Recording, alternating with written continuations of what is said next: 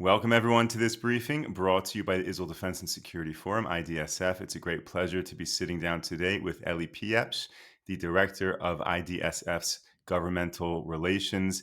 Elie works very hard and very closely with governments around the world, really fighting for Israel's national security interests. So, Elie, thank you so much for joining me today. It's a pleasure to be here. Thank you so much, Moshe. Elie, let's begin if we can. There's so much to talk about, but you just had a trip to Europe.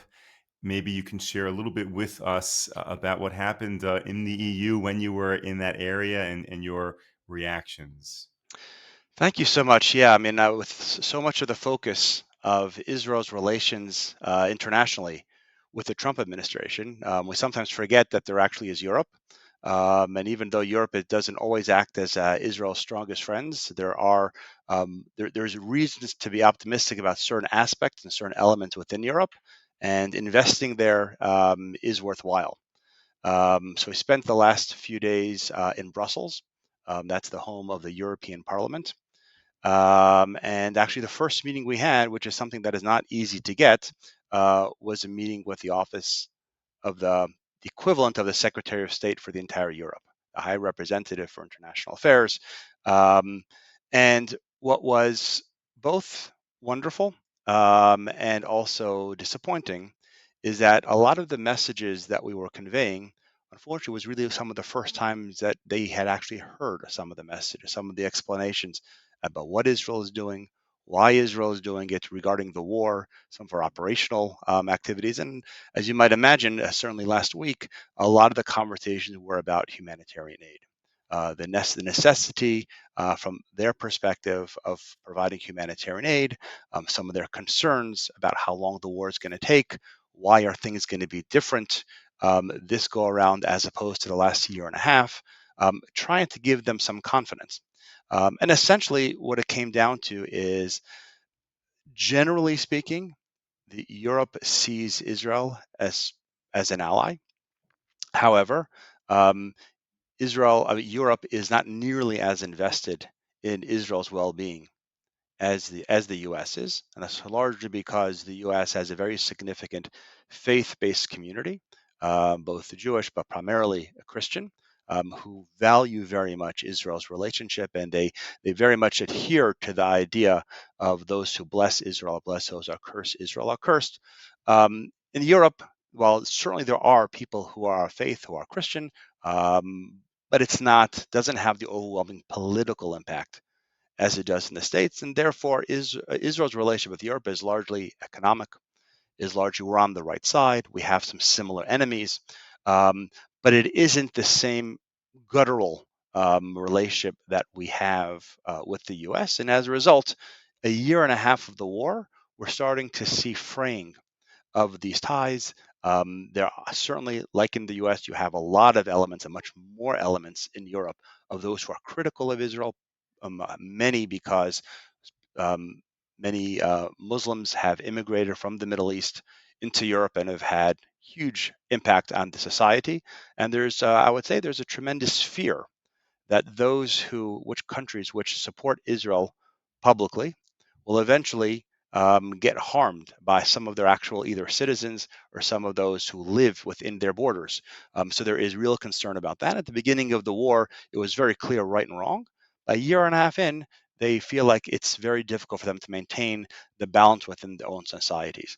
So I would argue that for many of the countries, um, that the reasons why there is pressure on Israel is not necessarily because that's their intention. It's because they just don't really know how to handle the domestic pressures that are mounting and that are significant. One of the things that I think was most telling was, I would say, the thing that got the strongest response from representatives who identified as supportive of Israel was a recognition and understanding that there were times that Israel was going to have to say, even to its best friends, thank you so much for your advice. I know you want us to stop the war, but we don't have the ability to do so.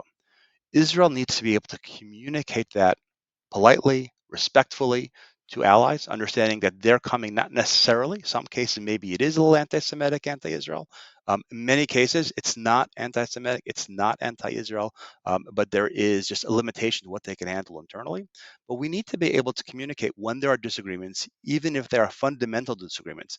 When it comes to our national security, we have to be firm that we will not be coerced by even our strongest allies to do something that's not in our greatest interest. They're fearful, despite what you hear, what is reported often in public statements, they're fearful that we are not going to finish the job, and therefore Hamas is going to stay around as an entity, and that the jihadi elements within their borders are going to become more encouraged, are going to become more radicalized, and will be more of a threat. They do understand that for the most part, but it's not always something that is they're able to express, and they're just really hoping that we can resolve this very quickly. So, Ellie, let me ask a question. If they recognize that they have these jihadi elements within their own borders, and therefore they too are a threat, can be at threat. So, why are they not more invested in Israel being successful in this war, to really lay that message for all of those threats within their borders? You would think, you're saying that the U.S. is values driven relationship, and that sounds nice, but when you have an imminent threat, Yeah. you would think that would really concretize a relationship. It is, Moshe, that is a great question. It is completely logical. But what I'm going to say is that I think the fear element, the imminent fear, is actually quite stronger. And a perfect example of that is the behavior of France. France is probably the country that is leading the most in this effort to try to recognize a Palestinian state almost in retribution, punitively against Israel. They understand this is problematic to Israel. They want to do it. They want to show a certain amount of strength. Why? Partially because they know they have a relatively radical element that they're trying to contain within the French society. And they feel like if they can throw them this bone, it's a bone that happens in Israel. It doesn't happen in France. That's part of their attitude, and as a demonstration of that, the same week that the leader of France made public statements fairly aggressively against Israel, talking about recognizing a Palestinian state not because it's necessarily just, not because it's the right thing to do, but because almost punitively against Israel. At the same time, the French government also released a report documenting extensive Muslim Brotherhood infiltration within France and throughout Europe. Islamist apologists have panned the report as being so racist as everything you could imagine before the entire report is even public. So it is clear that this is a very damning report, one commissioned by the government of France, who at the same time is sending two messages. One, we care very much about what is happening with the Islamists who are taking over within our own country. We know the threat, the imminent threat we're facing. We're trying to deal with that with law enforcement. On the other hand, if we could just pacify some of these elements by throwing Israel under the bus, we're happy to do it. And unfortunately, it was also just reported in the French situation that one of the lead advisors of who's encouraging the French government and the French President Macron to take this step and recognize Palestine, of course, is an Israeli who is now living there and advising him and thinking that the best thing he could do for Israel is to save Israel from itself and have a Palestinian state become a fait accompli. Fortunately, Israeli society is unified in rejecting that. And I think it will be something that it's very hard for many Israelis to suggest that all of Europe or a lot of Europe or official Europe is contrary to Israel's interests. However, when it comes to the idea of recognizing a state of Palestine, particularly at this moment, it becomes abundantly clear that we have nobody to rely upon but ourselves, and we cannot rely upon our allies like in Europe and potentially in the U.S. This approach of Europe of let them do crazy stuff out in the Middle East and it'll allow us to live peacefully here in our European countries. is very reminiscent of Israel saying, hey, let Hamas do crazy stuff in Gaza, let Hezbollah do what they want in southern Lebanon.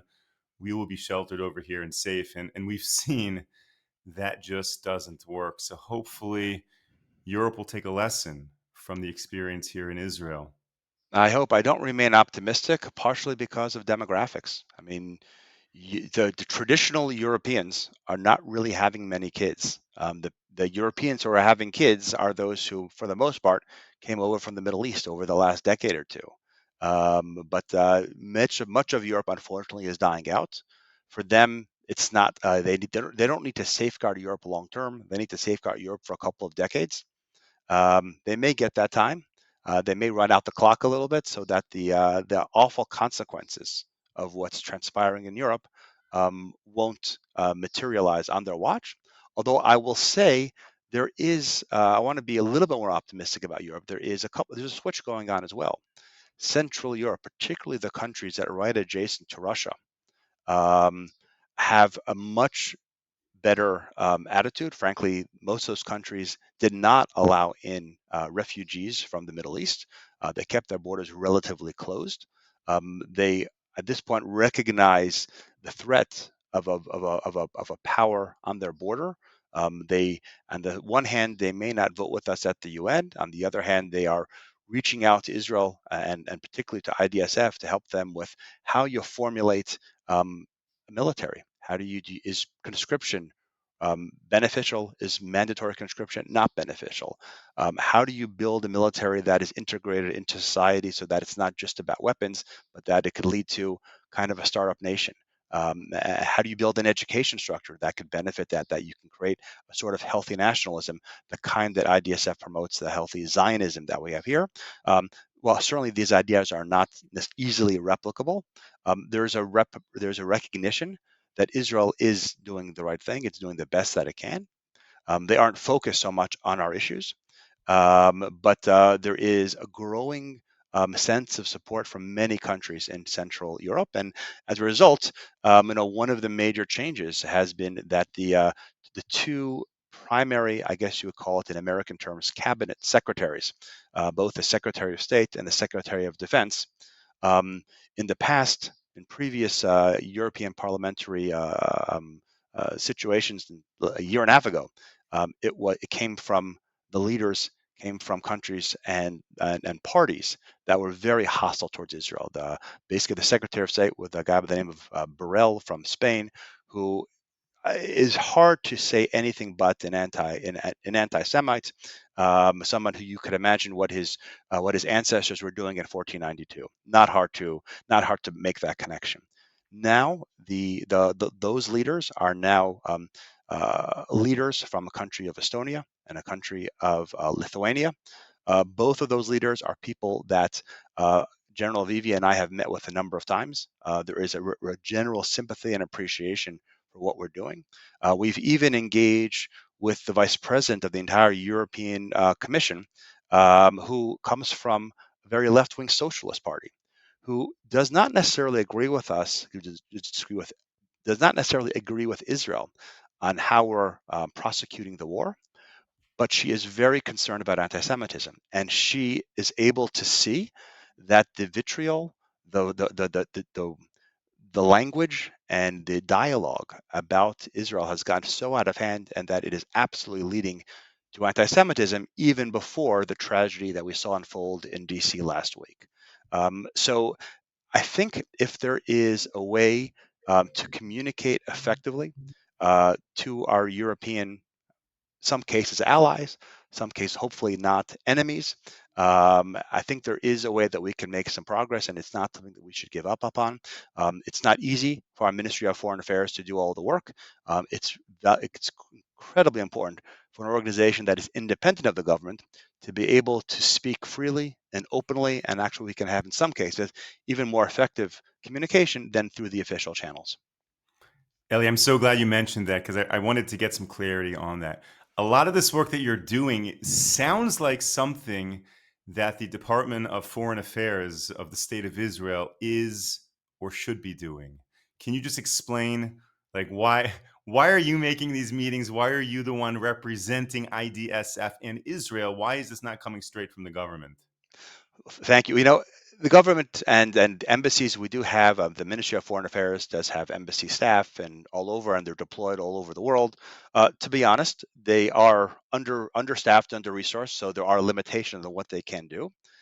And something else, they get very specific talking points. There's a very limited space of what they can and cannot say. When they are speaking on behalf of the government. So they get talking points.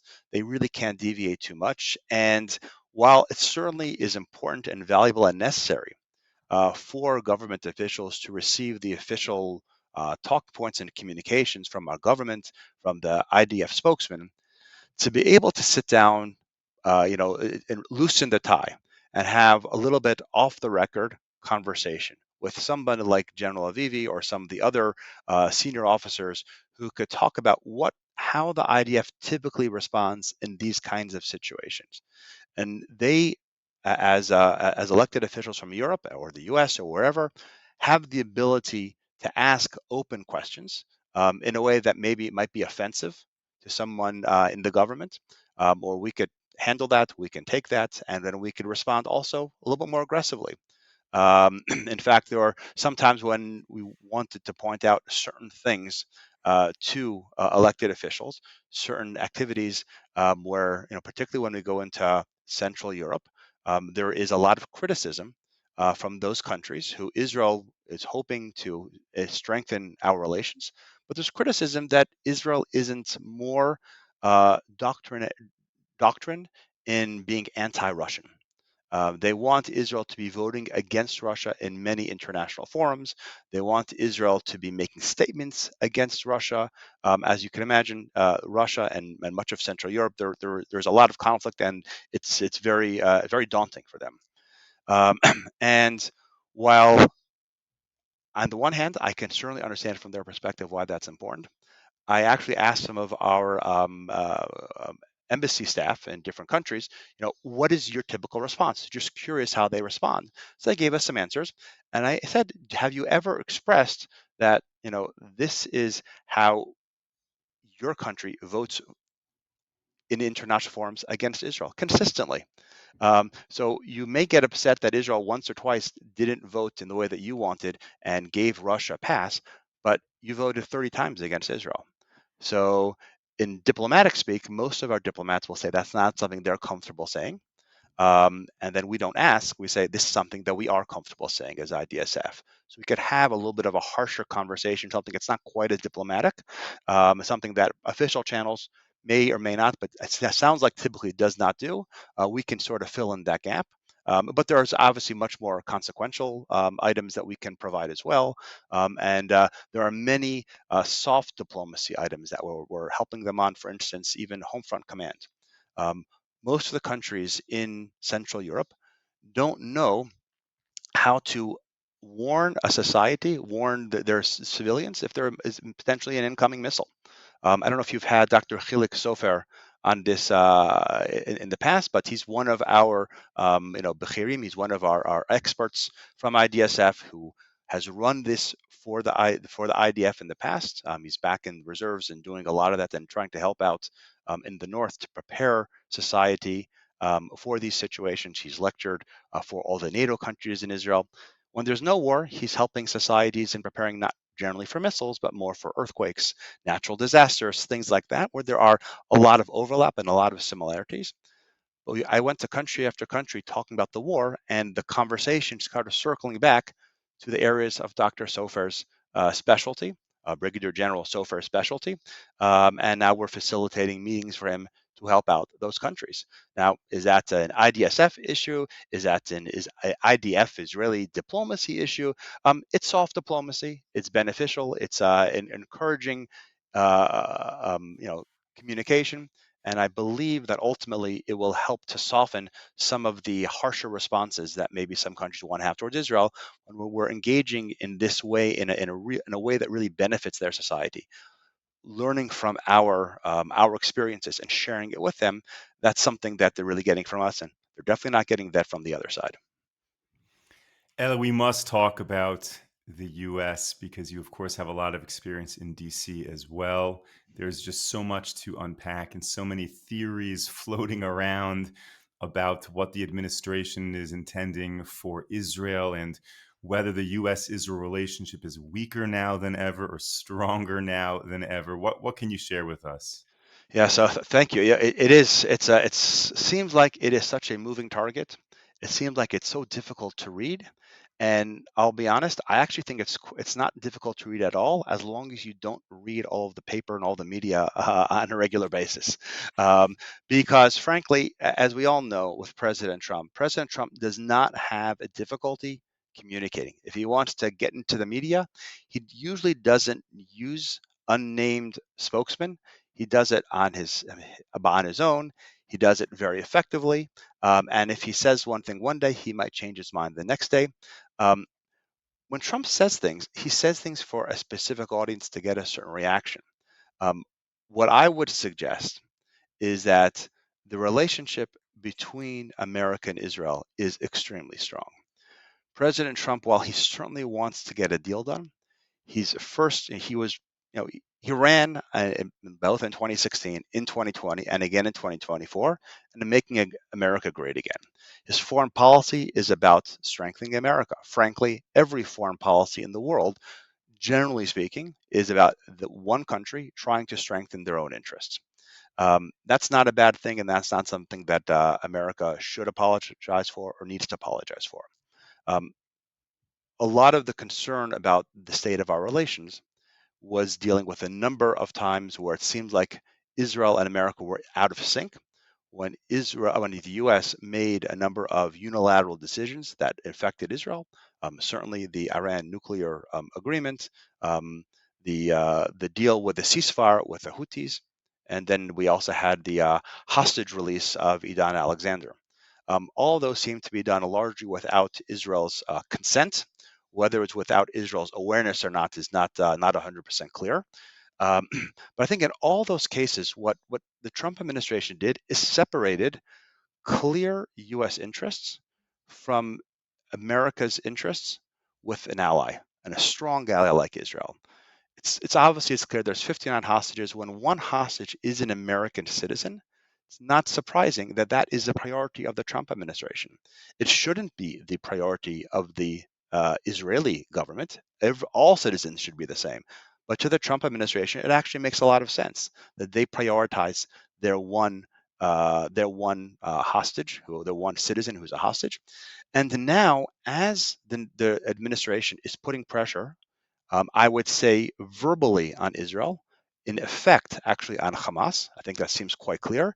It doesn't help them to say that they're not putting pressure on Israel, but they want to say publicly they are, not because Israel needs pressure, but because they need to present themselves to the Arab public that they are putting pressure on Israel. Um, they are no longer have Hamas no longer has leverage on them because there's an American citizen that they're holding on to. At this point, these are 58 non-U.S. citizens. They are just negotiating from a humanitarian perspective to help their ally Israel. And I think it actually puts it on a little bit more of an even playing field. And it is easier, it is less likely that Hamas, that Qatar could actually leverage and put pressure on the U.S. because there is not an immediate American goal other than trying to help Israel. There's not an American goal of trying to get back an American hostage, which might put America in a position to put pressure on Israel to consummate a deal. And the same thing with the Houthis. Um, they did a deal with the Houthis because their interest was to free up open trade. They didn't want American or allied vessels to be targeted. They believe they got that. Whether they got that or not is something else.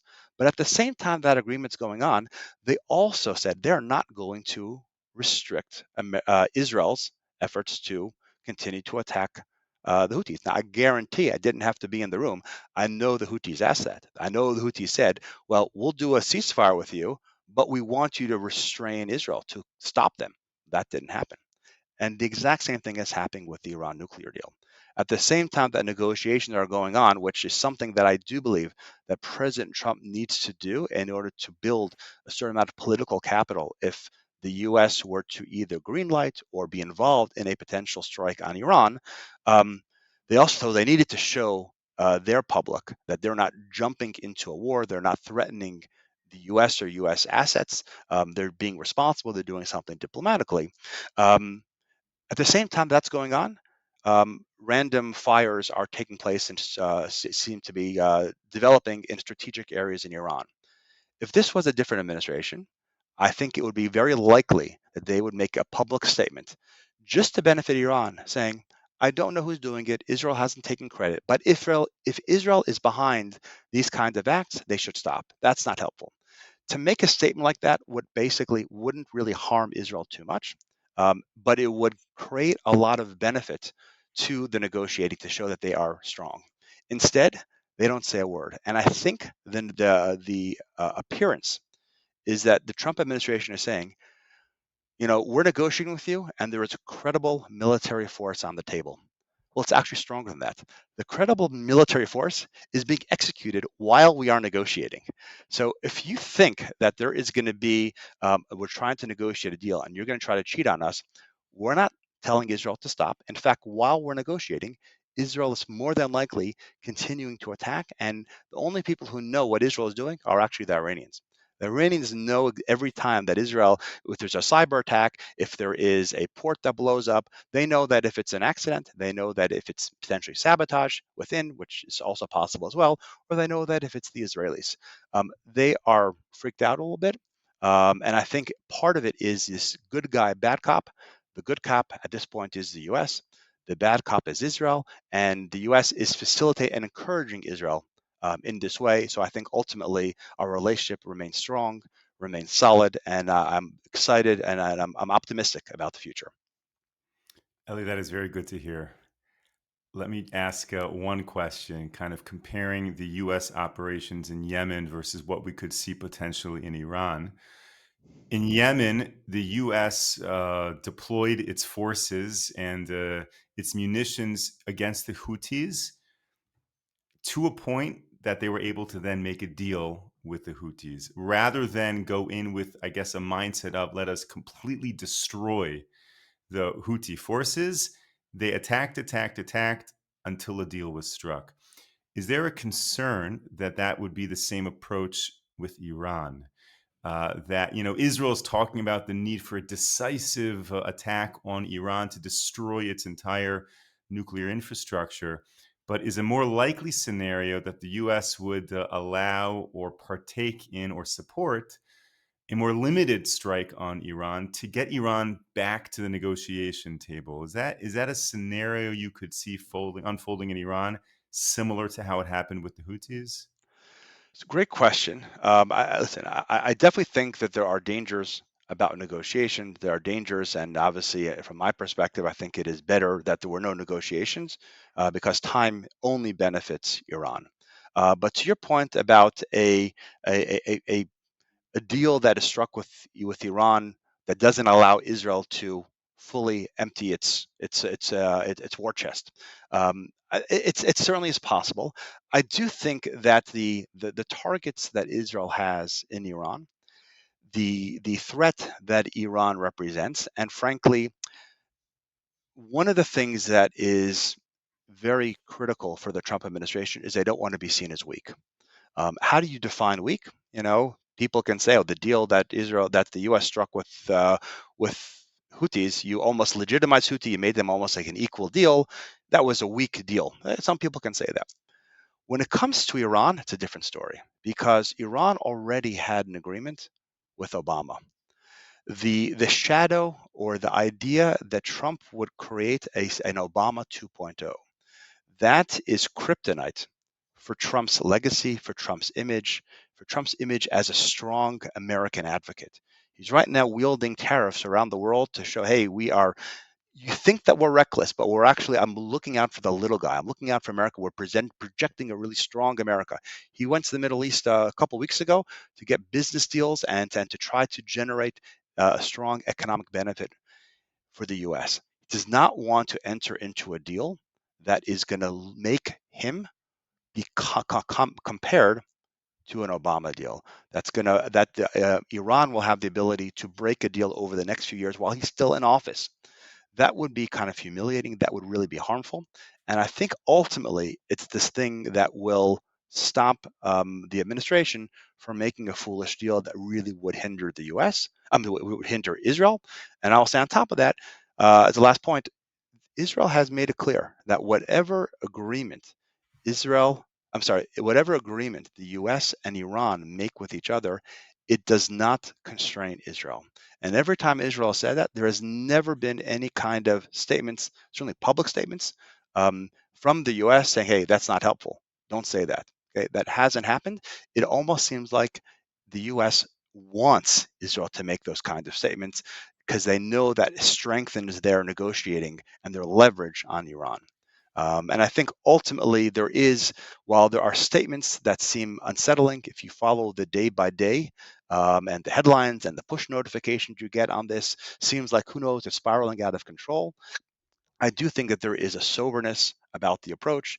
It's not just Witkoff. There are people who understand both the necessity from an American security perspective, and there's also necessity from President Trump's political security to doing a bad deal with Iran. There isn't much worse that he could do for his legacy. Elie Pieprz, Director of IDSF's International Governmental Relations, thank you so much for joining me today. It's always great chatting with you. Thank you to all of our viewers and supporters for tuning into this briefing. We will be back with you tomorrow, 10 a.m. Eastern Time, 5 p.m. here in Israel. Until then, stay safe, stay strong. Take care, everyone.